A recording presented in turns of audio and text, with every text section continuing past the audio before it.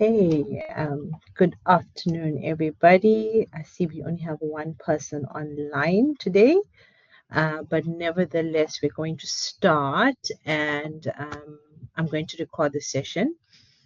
So according to the paces that I've sent through to you guys, today's session, last week we had a pre-recorded session, which I have sent the slides through, which you would have received already, and pre-recorded it, and it's available on Blackboard Colab for now. Today's session, which is the 6th of August, we're supposed to be focusing on Learning Unit 2 and Theme 1 and Theme 2. However, I have switched it around. So I went through the assignment, which I've also forwarded to you guys, and it seems as though there's elements in the assignment that focuses on Learning Unit 3, Theme 1 and Theme 2, as well as Learning Unit 4, Theme 1.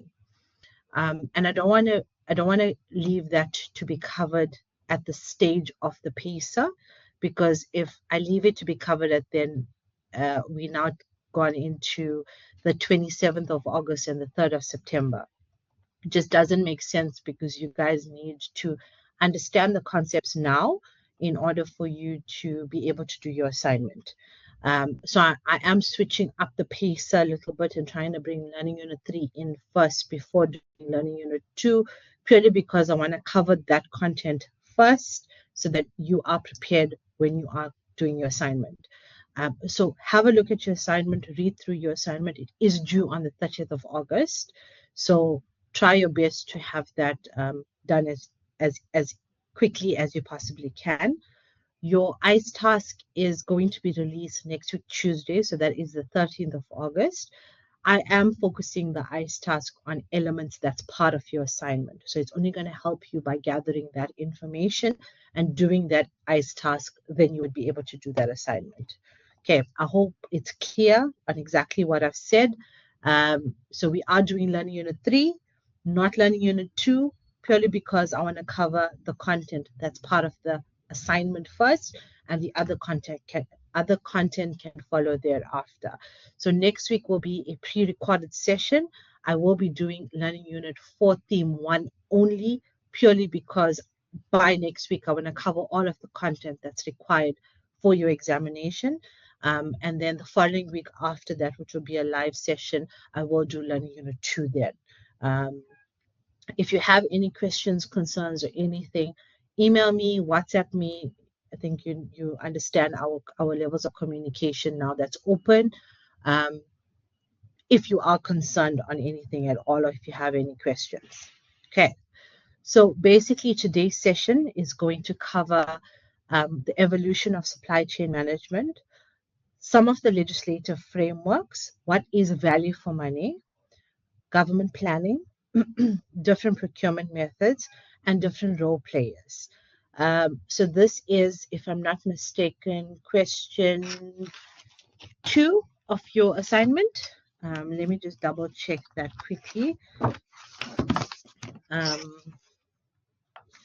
Just so we have an understanding. Yes, it is covering question 2. It is on your case study question, and it is for 30 marks. So try and understand that as best way you can. Question 1 we have already covered in our first session already. So you should be covered there. Question 2 I'm covering in today's session.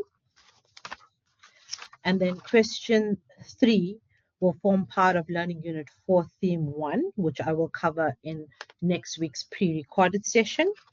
And then question 4 is basically your reflection question. So reflect well, basically, is all I got to say to you. 15 marks is a lot of marks for reflection. So try and reflect as well as you possibly can. Bring in as much concepts as you can. I did send out a message on our group chat talking about referencing. You just need to understand the different ways of referencing, because that is going to help you save 5, 10, up to 15% of your marks if you reference correctly. So if you are unsure on referencing, come and speak to me or go and speak to the librarian to understand exactly how you reference, or if you're confused of anything. The IIE, Shimona, I'll send that through to you shortly.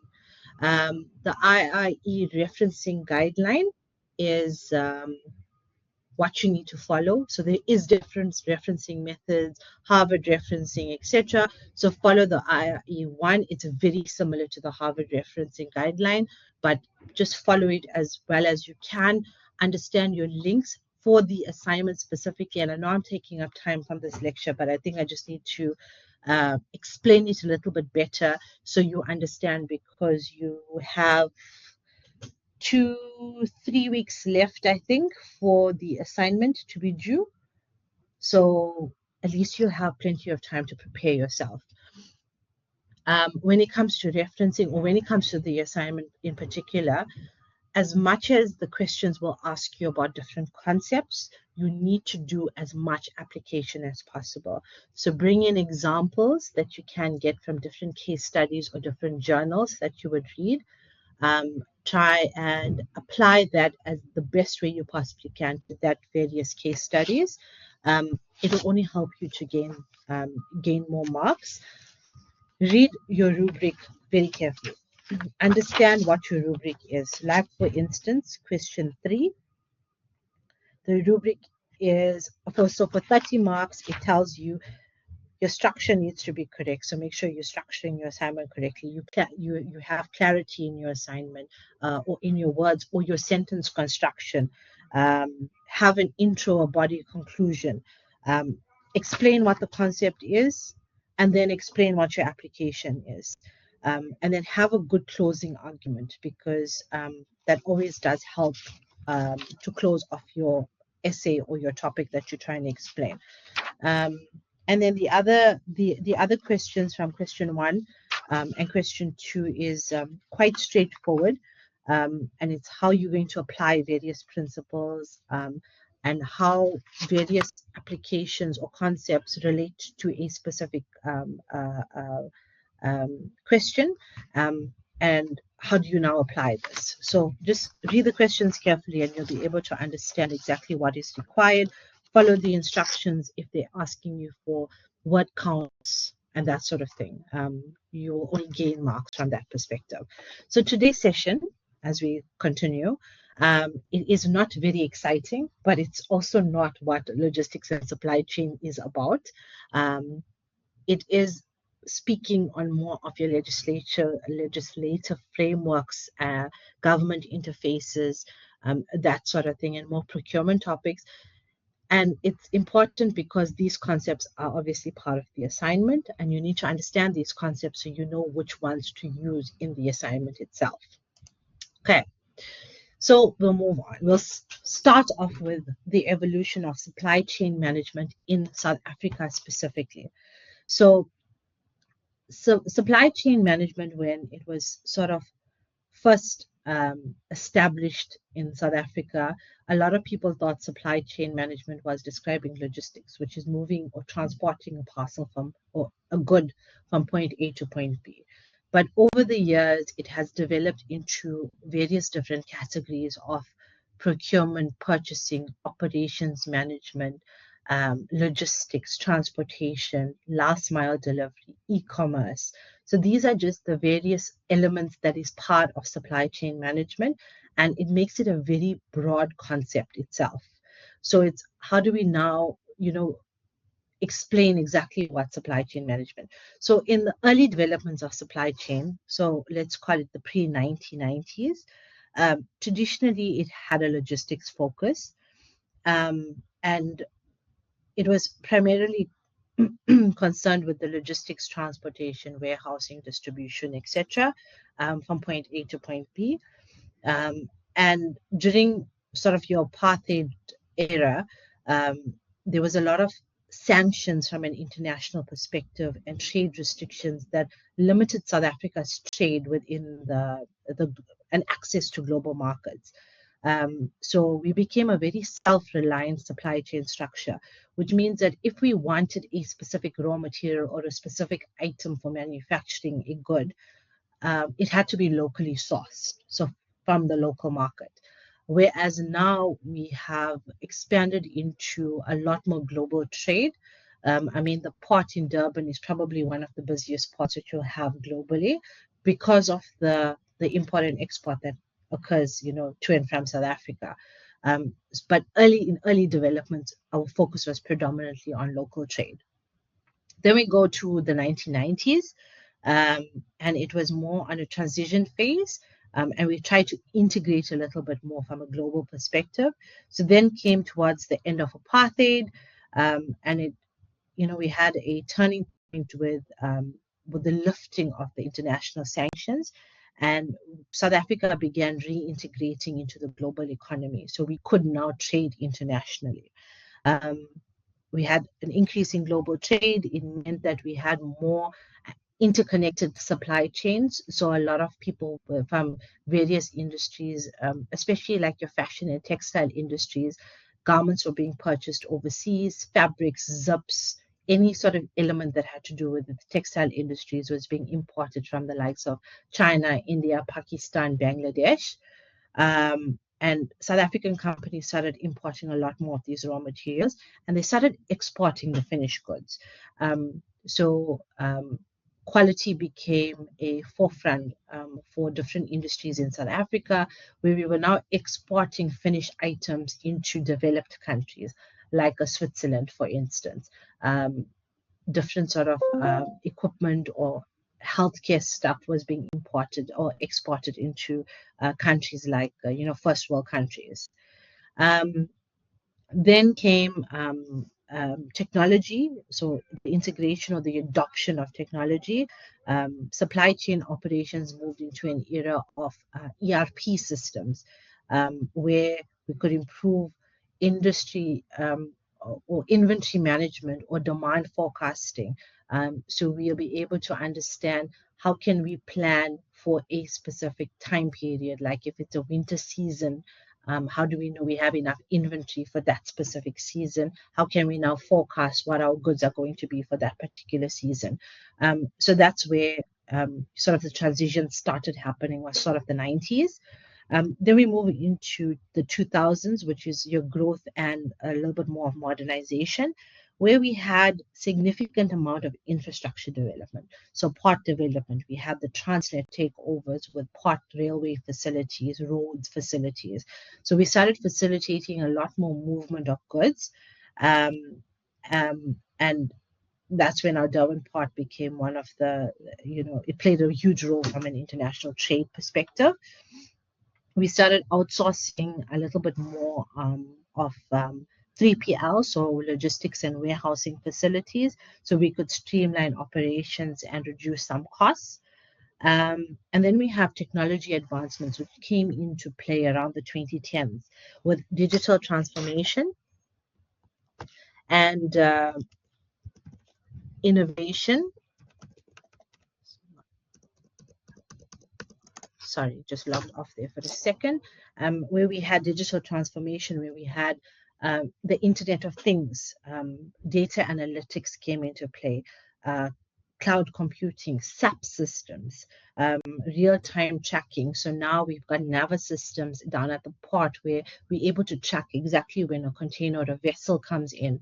And we're able to, clear that as quickly as possible, so we don't have any additional costs like demurrage charges, where it's stored in a particular space, and we're not able to get access to it until we pay a demurrage fee. So a lot of those costs were avoided due to technological development. And also in the 2010s, we had a huge e-commerce boost. So supply chains had to become a lot more agile, a lot more customer-centric. People were starting to buy a little bit more online. So the trust factor came into play, where people were trusting doing, EFTs and credit card payments, etc. And that, I think, it shortened the sort of lifespan of brick and mortar stores, because people are now focusing a lot more on technological innovation and trying to purchase a lot more online. And then from a current trend perspective, I think 2020s and beyond, and 2020 was a difficult year for a lot of people because it was COVID year.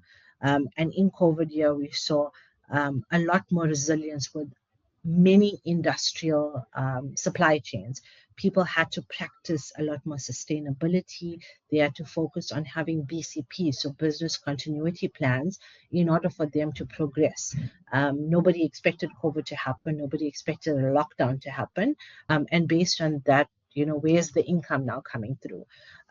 So they had to try and diversify what their supply chain is, to having multiple supply chain, one that's focused on stores, one that's focused on online, one that's focused on a different market segment, so that they'll be able to generate as much income as possible.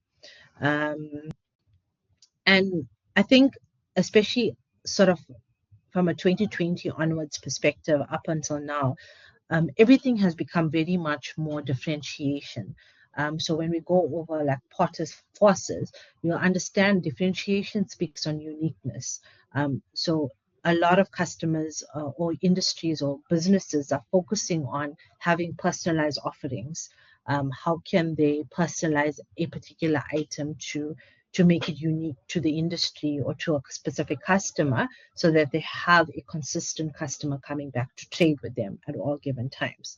So this just basically highlights exactly where supply chain was developed and how it has progressed over the years from sort of pre-1990 to date. And how much development has actually gone into supply chain. I mean, pre-1990, nobody knew what supply chain management was. It was always transporting or logistics, just moving a shipment. But now it's so much more than just that. Okay.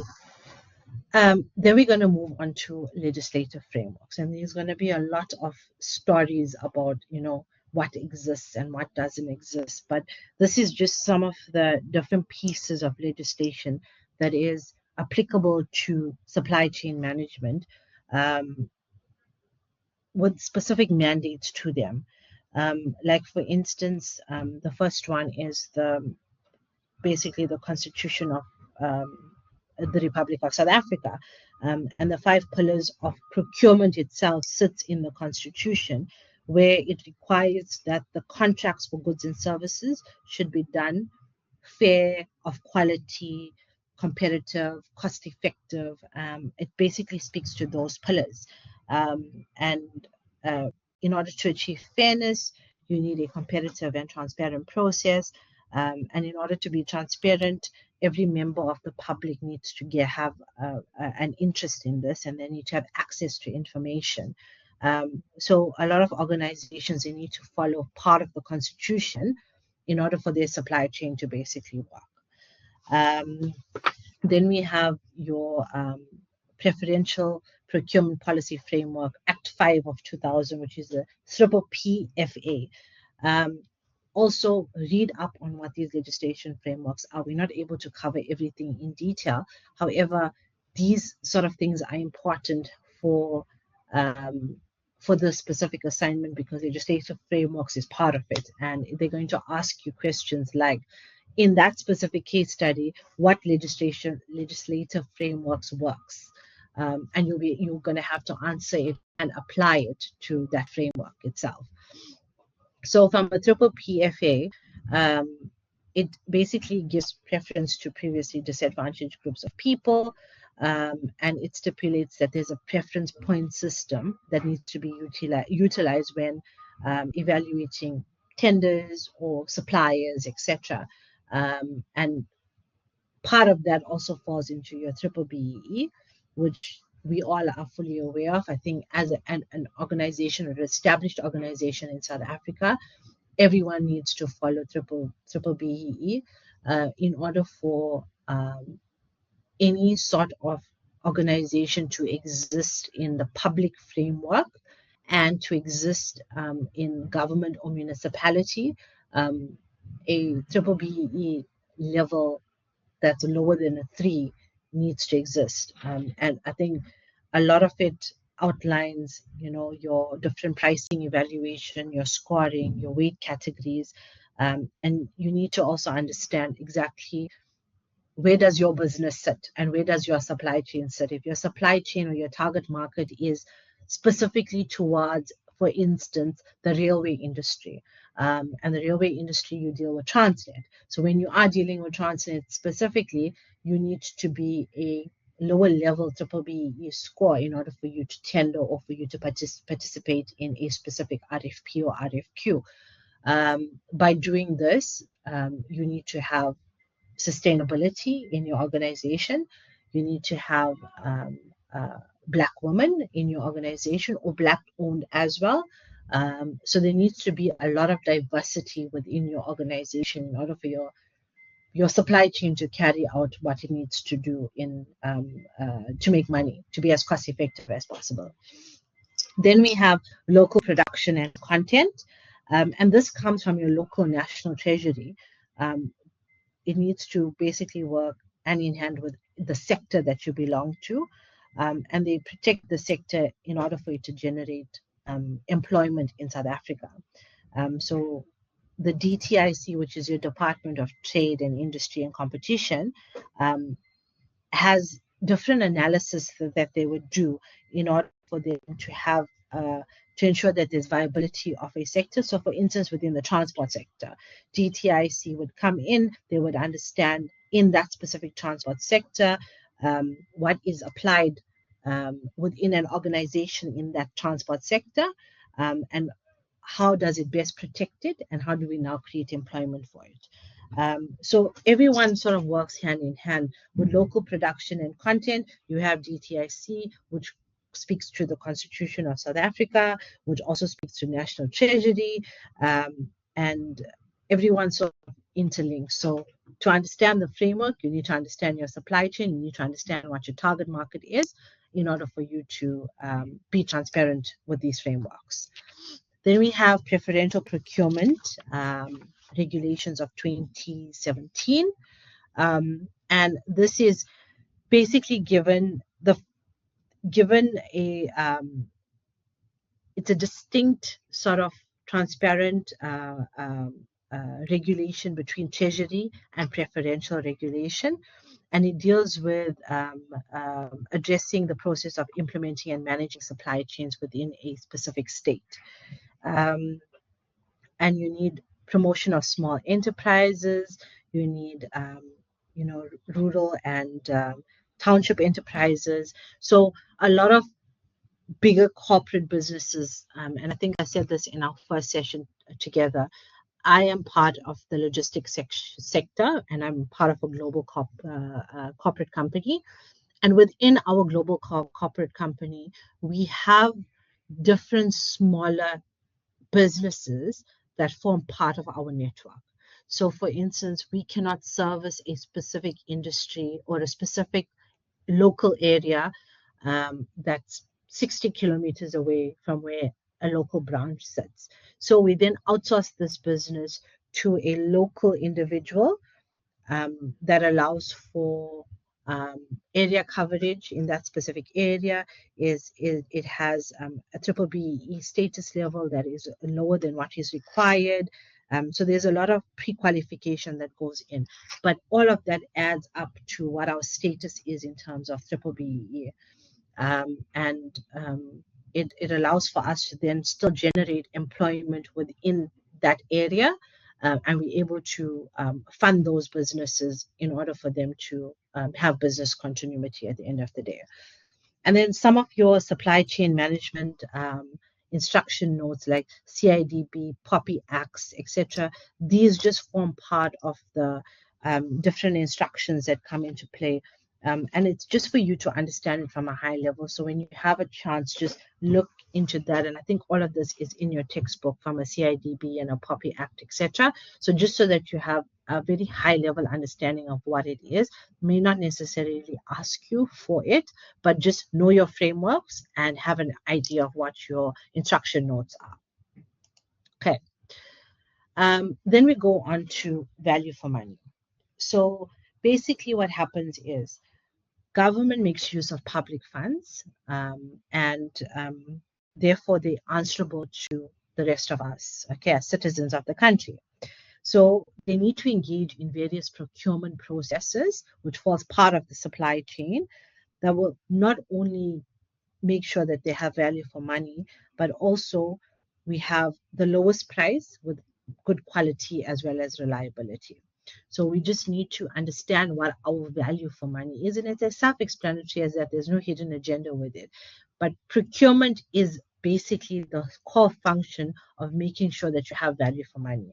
Anything that you get in from the business from an input perspective or a raw material perspective, it needs to be quality and at a low cost so that you can transform that into a product or a good, and you can render a service thereafter. And you can still sell that at a relatively competitive price. So basically, value for money, it encourages a lot more competition or competitive processes, and suppliers and service providers. It's not necessarily excluded from participation if your value of money is to be achieved. So some of the examples, they're not limited to, however, some of it is being clear and specific on what is required to allow suppliers and service providers who provide the service to understand what the requirements are and to be able to provide a solution. Okay, then we need to have negotiation. So you need to negotiate for a high quality at a low cost to try and cut out any additional or unforeseen costs associated with your supply chain so that you have better delivery of a product. Then you have a good mix of skills and competencies to ensure that you have, also good quality and you are cost effective. Conducting an effective needs analysis so that you buy in bulk in order for you to sell at a discounted price or a cost saving price or whatever that may be. And you'll see that we'll be going through Potter's forces with cost differentiation and focus, cost leadership differentiation and focus. And then strengthening your supplier relationships to make sure that you have an effective working relationship with the supplier so that you can get the most maximum value for it. So supplier relationships are very important, especially when it comes to value for money. The reason is that if you are at any stage at a predicament in your supply chain where you need a raw material that's not readily available, or you didn't forecast that you would have that demand for a particular product, supplier relationship comes into play where your supplier can very quickly get you that raw material or product to fulfill your production or your manufacturing process. So there's going to be a lot of focus on supplier relationships so that you can understand exactly the meaning of it and how it can be a cost saving for your specific organization or department. So from a procurement function itself,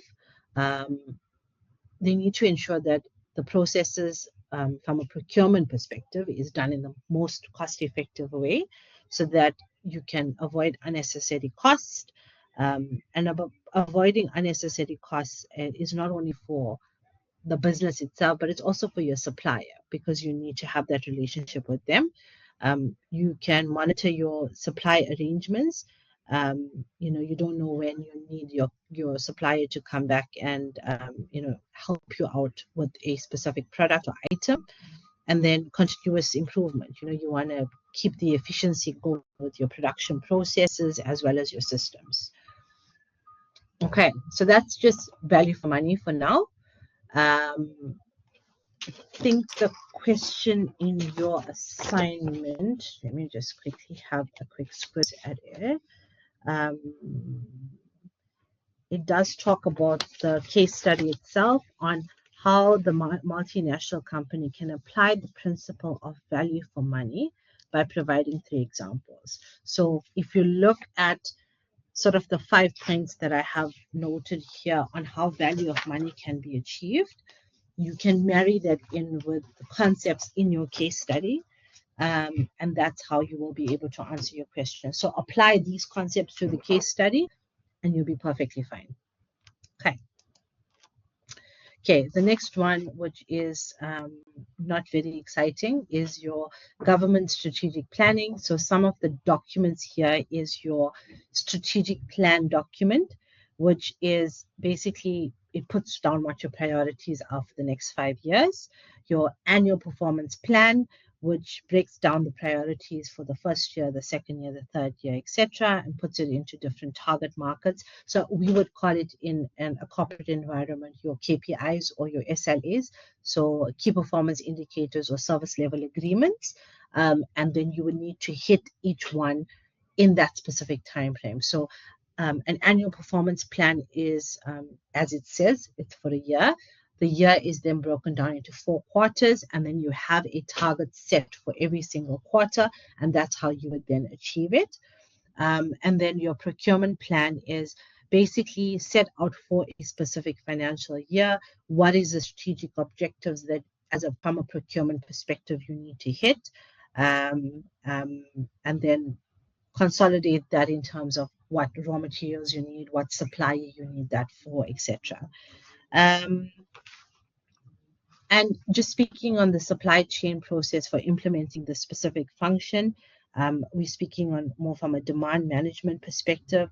We need to be able to develop some sort of demand plan from a procurement perspective so that we can consolidate the demand, and we can then identify which target market requires which item, and then what support is required. So from a strategic level and operational level, what is the budget that they will require, etc.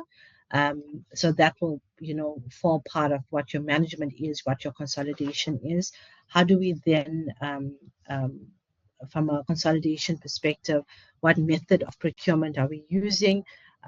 What target market, what goods can we offer? How many suppliers are part of that specific sector? And then try and analyze the market the best way it can. So we haven't really touched on demand forecasting or demand management at all, but it's speaking directly to your customer and what your customer requires in terms of a particular item. So you can understand that people's demand for an item changes a lot over time. And based on this, today they want a item and tomorrow they completely change their mind. So what is then the process from that perspective? The next one is trying to reduce your risk as much as possible by having, obviously every business faces challenges. So we need to have a budget and then a procurement strategy with that budget. And how can we then, best marry it and reduce the risk? Acquisition management is how do we procure or purchase our goods, services, etc. And procurement, although procurement occurs at every level of your supply chain, it's, how can we best put through some bid specifications in order for us to know what is required, when can we acquire it, and the timeframes, etc. Procurement process also is a procurement phase. It also goes through different bid committees. What is the different bid committees, which we're going to go through in one of our slides. I think it's the next slide. And based on that, what is the different evaluations, what is the adjudications, etc. Logistic management, which we know is transportation from point A to point B. What is the different invoicing that's required? So very, very high level from a government strategic planning. This is not part of your assignment. It's just part of the module. But just so you understand, the most important part from here is how do you build a strategic plan? And your strategic plan is built with your annual performance plans, your KPIs, your SLAs, and what is your actual procurement plan? What is your demand forecasting? What are you then procuring? What is your time frame? And when would it be delivered? So that's basically the plan that you need to remember from this perspective. Okay, is everyone fine for now? I'm assuming so, because everybody is fairly quiet right now. Okay, perfect.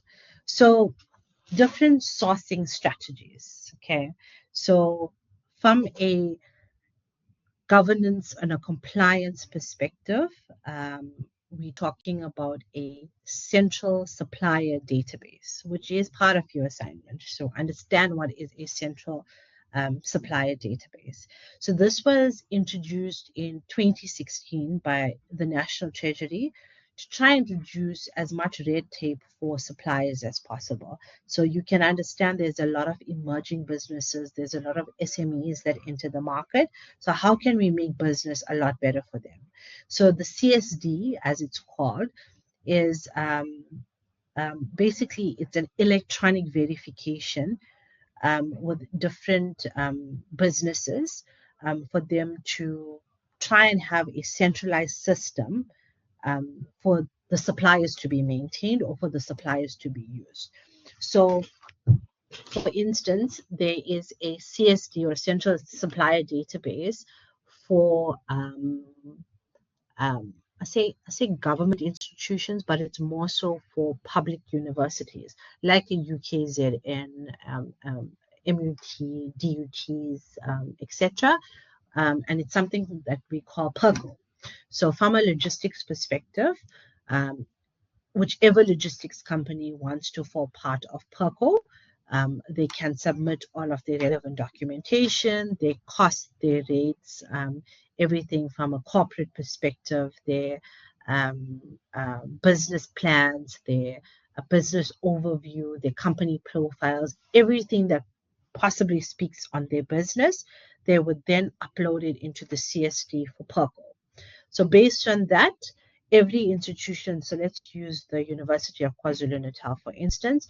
So UKZN will then have a central PERCO system. They would go on there and then they choose, let's say it's courier, so for transportation of their documentation, certificates, or anything day to day, they would go onto the system, and all of the courier companies as part of PERCO is now listed on the system. So they go and they say, okay, I want to choose DHL. So they go in, they choose DHL, and DHL, all of their legal documents pop up as well as their rates would pop up. Then UKZ then decides that they now want to use DHL for the rest of their courier experience until DHL hits a little bit of a wobbly, and they now decide, okay, I want to go and use Courier Guy or Courier Air. So that's basically what a CSD is, as a central supplier database. It allows you to have multiple suppliers loaded on the system so that you're able to pick and choose, and it makes it a lot easier for suppliers in that matter. So some of the documentations as part of it is, which I'm sure a lot of you know about it, but it's tax clearance statuses. So every business that intends to do business with government or any other industry should pay taxes from a SARS perspective. Business registration documents, what is your company registration in terms of your CIPC, so Companies and Intelligent Property Commission. What is your memorandum of incorporation? Are you a private public company? Are you a non-profit organization? So basically speaking on a lot of that, your bank account details, bank confirmation letters, ID documents, government employee verification if you do need one. So if you're part of the Department of Public Service Commission, it doesn't allow for state employees to do business with government, etc. So you need that sort of identification. Registering for tender defaulters. This logs any sort of suppliers who fail to perform their part of the deal. So there is a logger. So all of us have it when you're part of the CSD database. If you do have a failed delivery or a failed service, it's then logged on as a defaulter. So like 3 defaulters and you're sort of out of the CSD system, sort of like a demerit system. And it allows you to put in like a compliance document. So let's say, for instance, I'm part of the transport industry and I move a shipment from Cape Town to Johannesburg, and it's supposed to be delivered the next day. And I now lost the parcel and I only found it a week later. and it's now delivered 3 days after that. So I now went from having a next day service to a delivery that's 10 days. So I am now a defaulter because I didn't conform to what the SLA agreements are in terms of the term of the contract. So based on that, I would then get one cross against my name. Then it reoccurs second and third time, and then I basically become one of the defaulters in the register for tenders. Then we have our triple BEE, which we spoke about already, and any other sort of additional documentation. So all of this is basically required. From a CSD perspective, some of the benefits of it is you have a simplified procurement process. So a lot of your government entities or departments use this so they can find your supplier, and it's simple to find a supplier. You can understand when you are onboarding somebody as a vendor in any sort of institution or organization, you need to go through that process one at a time with every single supplier that you onboard. Whereas by having a central supplier database, you have one uniform system, and based on the system, you can then you'll be able to take your business forward and use that supplier. There's more opportunities because as a supplier on the system, you're able to bid for a lot more contracts than you currently have. So a lot more opportunities are then showcased to you. And because there's a limited number of suppliers that's available, you stand a better chance of actually gaining the business. So similarly, how they have Perco, there's another central database that allows you to look into businesses that form part of the research and development from a healthcare perspective. So a business like a CSIR, for instance, more from a scientific intelligence side. If you're part of that central database, then that business can sort of use you. So it's going into different industry-related CSDs so that you have more opportunities. And not every business goes into a CSD, so then the pool is pretty small, so your opportunity is increased. And then you have compliance assurance. So as a supplier or as a business that's looking for a supplier, you know that this particular supplier ticks all of the boxes when it comes to legal, when it comes to anything regulatory or compliance related. And everything is basically up to date, so you're able to know exactly, where everything sits. Okay, then I think this is probably the tail end of our lecture or slides today, but some of the role players in supply chain management. So a lot of times your committees are delegated. They're responsible for trying and take out as much risk as possible from supply chain processes. And these three form part of the role players in supply chain management. Okay, the first one is your bid specification committee. And this specific committee is appointed by an authority to provide the specifications of what is required in terms of that particular service or that good. It basically involves people that are trained to ensure that it's in line with what the Constitution wants, it's in line with what the various legislation frameworks require, and it's people that understand from a project management perspective what's required, from a supply chain role players within an operational setting what is required, and they know exactly which business can fulfill that specific task. So it's putting out what is required from a specification perspective and allowing people to bid for that. Okay, also set out from a national treasury perspective, also filing part of triple PFA. So you can see how everything is all intertwined from a framework to a role player and who's responsible for what. It also aligns how the bidders are evaluated, what is the weights for each one. So as a corporate, when you do bid for some part of someone's supply chain, in any industry for that matter, what happens is there's an RFP or an RFQ that is most times an RFP, so a request for a proposal is relayed or released. Once this is released, you have an audit committee that basically does a screening to explain to you what that bid specification is. So it will tell you in different weightings. 10% of your scoring is because you are a triple BE level that's lower than a 3.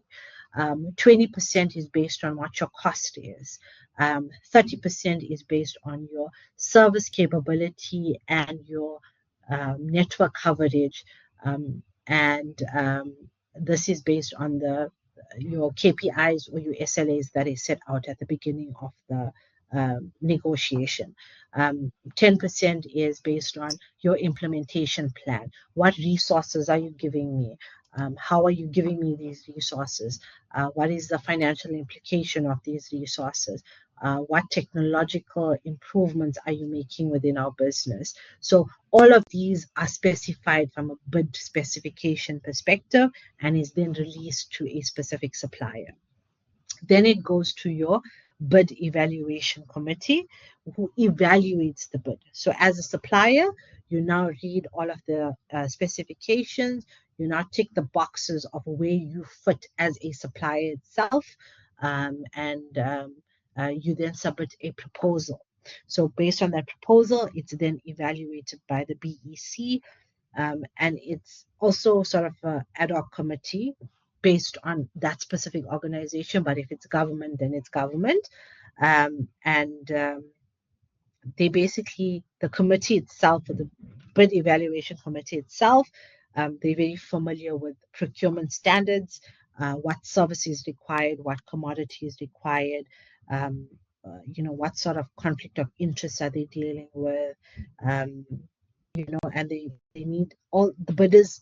Most times, the highest weighting sort of belongs in costing and triple BEE, and then they make evaluation or recommendations on the adjudication committee.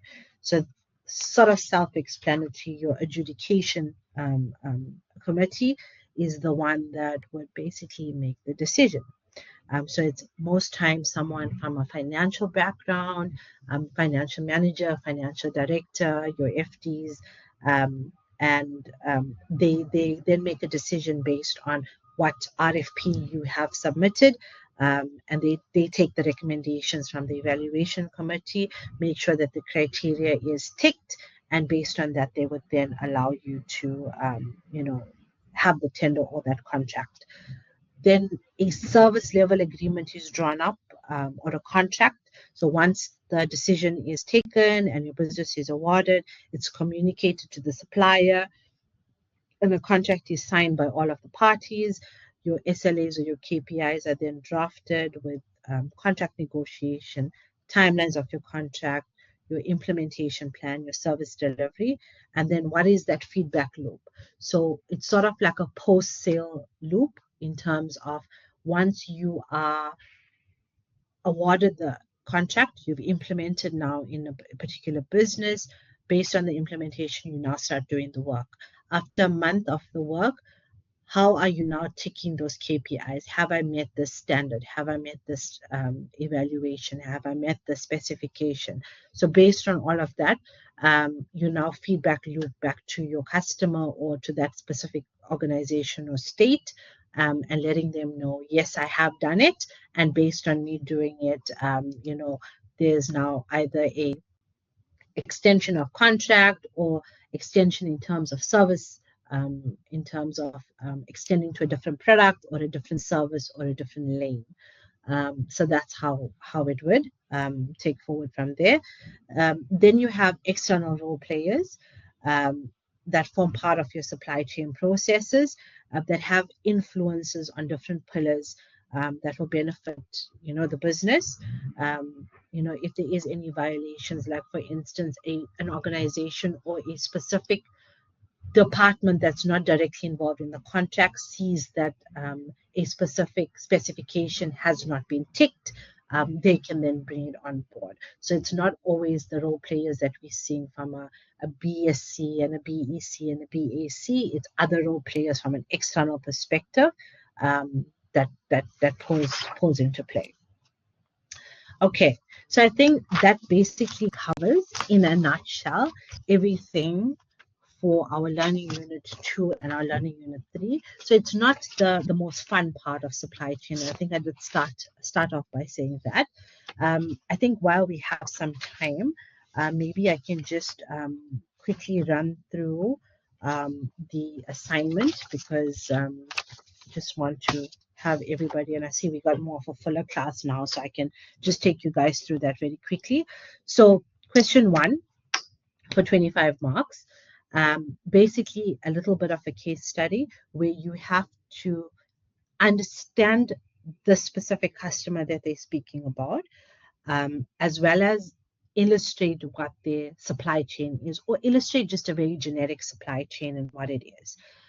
We did do this in our first session. So look at that, look at your textbook, and then illustrate what that supply chain is going to be. So understand the various role players, understand the various departments if need be, understand what their process is, and then explain it in the case study itself.